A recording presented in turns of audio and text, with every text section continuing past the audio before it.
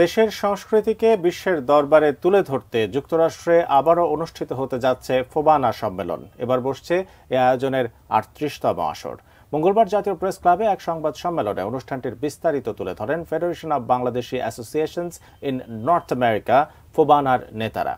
উত্তর আমেরিকায় বসবাসরত বাংলাদেশিদের মধ্যে সহাবস্থান ও ব্যবসায়িক বন্ধন তৈরি এবং ভাষা, সংস্কৃতি ও উচ্চশিক্ষায় মেধাবীদের সহায়তা করাই তাদের প্রধান লক্ষ্য বলে জানান ফোবানার সাবেক চেয়ারম্যান বেদারুল ইসলাম বাবলা।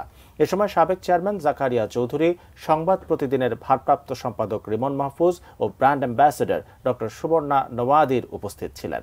এবারের সম্মেলনটি মিশিগান অঙ্গরাজ্যের ডেট্রয়েট শহরে অনুষ্ঠিত হবে। চলবে ৩০ আগস্ট থেকে ১ সেপ্টেম্বর পর্যন্ত। তারাও জানে, তো এগুলা ইতিমধ্যে আমরা ক্লিয়ার যে এক মিনিটে জাস্ট একটু বলেন।